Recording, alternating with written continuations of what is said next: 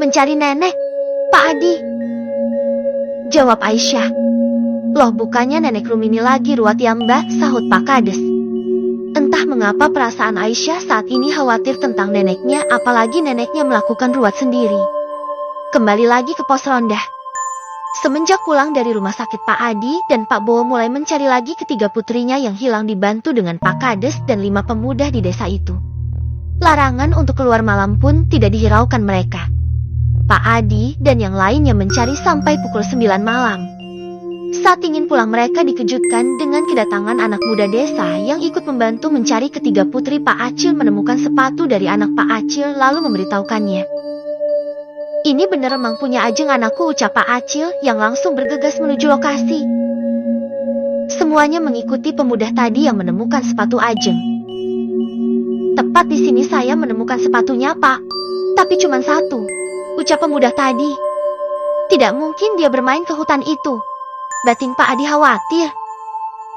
Enggak lama setelah itu Pak Acil sendiri menemukan bekas darah yang sudah mengering. Malam itu mereka ngikutin kemana darah itu menetes. Pak Adi nampak diam saja. Dia tidak mau memasuki hutan itu di malam hari, walaupun hutan itu jalan utama untuk menuju luar desa. Pak Adi, ayo ikut, ajak Pak Kades. Akhirnya Pak Adi pun mau gak mau ya harus mau orang keponakannya. Suasana gelap hutan itu terasa sekali hawa mistisnya saat di malam hari.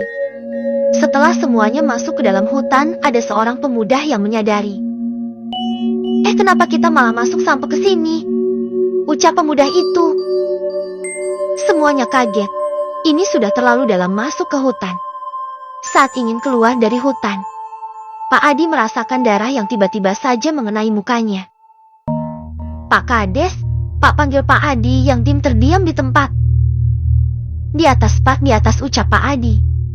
Saat semua warga melihat ke atas, ada wanita yang bergelantungan kepala di bawah kaki di atas.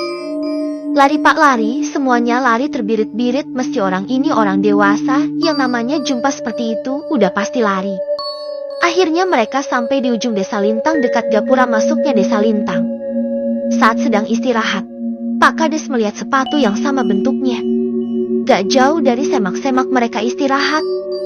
Saat ingin mengambil sepatunya terlihat 3 tubuh anak kecil putri dari Pak Acil yang sudah tidak bernyawa. Mati mengenaskan dengan matanya yang melotot. Pak Acil terlihat syok mendapatkan ketiga putrinya yang tewas mengenaskan. Entah apa yang sebenarnya terjadi di desa ini, batin Pak Acil. Malam itu juga, Pak Acil minta tolong kepada Pak Kades dan warga untuk menguburkannya di malam juga. Sebuah kuburan desa Lintang, satu-satunya kuburan yang dimiliki desa ini. Semua orang desa yang meninggal akan dikuburkan di sini. Kuburan yang cukup luas, ditanami pohon-pohon yang menjulang tinggi dan ditanami beberapa pohon cempaka. Lihat Pak Kades, lihat Pak, ucap salah satu pemuda yang bernama Aziz melihat sesuatu. Diam kamu Ziz, ini jenazah mau dimasukkan ke liang lahat, jawab Pak Kades. Makanya lihat dulu Pak Kades, ucap Aziz lagi. Semua orang yang berada di kuburan itu melihat ke atas pohon beringin yang besar dan sudah berumur ratusan tahun. Banyak sekali kelelawar yang diam saja di atas pohon beringin itu. Padahal ini malam, tidak biasa kelelawar diam saja di malam hari, karena pada dasarnya kelelawar beraktivitas di malam hari. Ayo segera diselesaikan, pinta Pak Kades yang membuyarkan lamunan warga yang masih heran melihat kelelawar itu. Setelah dikebumikan lalu semua warga doa bersama.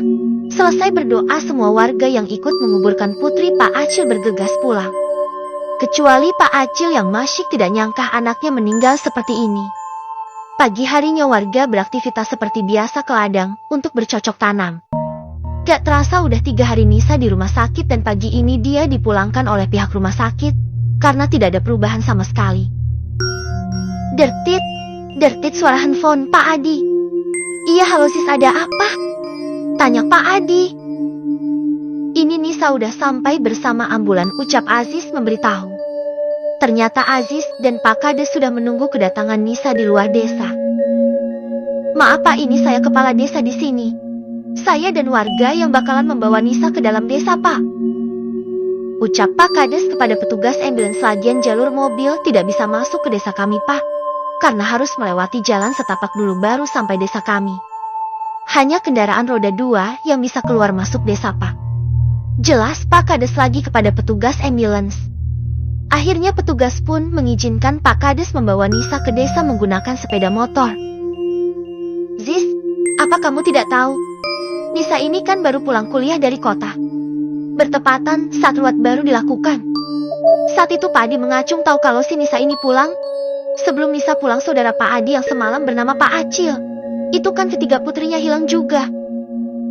Cerita Pak Kades biar mengacung sunyi kali di dalam hutan ini. Lalu apa hubungan sama ruat, Pak? Tanya Aziz. Aku mendengar sendiri dari nenek Rumini, Zis. Di sungai itu memiliki resiko besar. Tidak pasti ruat akan berhasil.